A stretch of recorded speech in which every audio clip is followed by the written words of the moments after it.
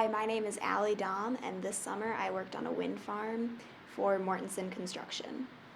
I was located in Medicine Bow, Wyoming, where I worked on technically 3 projects. The first one was TB Flats 1, and then TB Flats 2, and ECLA Flats. All 3 projects were located within 20 miles of each other, so they were all worked on and run by the same team. The combined value of all 3 projects is roughly $1.5 billion, and the total energy output of all 3 of the wind farms is going to be 750 megawatts.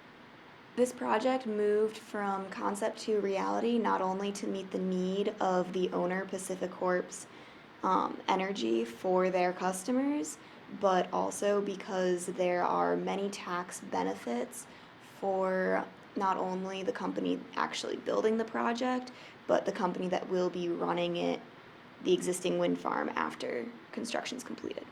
This summer I learned the importance of good communication skills, because working on a construction site, you definitely have to make sure that everyone knows what's going on for each day and each scope, because on a project the size of the one that we were working on, everything has to get done, and everyone has different parts to do, and they all interconnect, and the next piece can't be done without the previous piece. So if people aren't on the correct schedule or aren't working at the correct work site, then the whole project's just going to get behind, and it's not just going to be your scope that's messed up, it's going to be your scope and everything following that. I also learned that it's okay to have questions, because sometimes when people ask you a question, it makes you think about something that you hadn't before.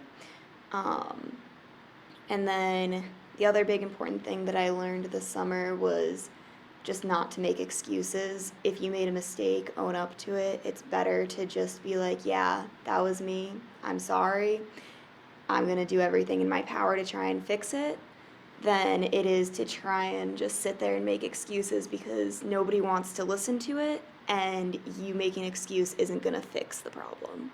I would say that my greatest triumph of the summer was getting to work on the 4.3 megawatt Vestas turbines, because the TB Flats and ECLA projects were the first ones that Mortenson had ever attempted to construct.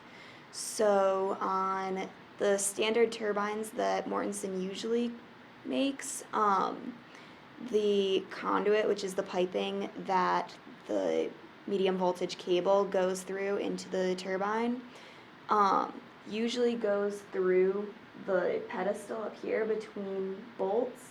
However, the size of the pipe didn't fit through those bolts, because there are more of them for the bigger turbine size, so there's less space between them. So we had to figure out a way to loop the conduit through the top mat of the turbine foundation instead. So it was really cool to get to spend a day working with the crew and my supervisor to go through the entire conduit installation process. Hands-on, I was in the actual foundation underneath the rebar, trying to figure out the best way to get this done in the most time-efficient and safest way. And then I wrote up the standard work instructions so that it could be distributed throughout Mortenson for future projects. So I know that I mentioned it before, but communication is definitely very important on a construction site, and it was definitely something that I struggled with, whether it was through email or on the walkies or even in person with a subcontractor or crew member. But by the end of the summer, I think that I definitely improved on my communication skills. I learned to be what felt like overly clear with what I wanted, but if you want something done correctly, you're going to have to be very clear, otherwise odds are you're not going to get what you're expecting. And I definitely had to learn how to communicate with different people within site, because talking to a supervisor or superintendent or foreman They definitely have a larger vision of the project than someone who works as a craft member might. And it was very important to just distinguish between the two and know your audience when you're trying to communicate something.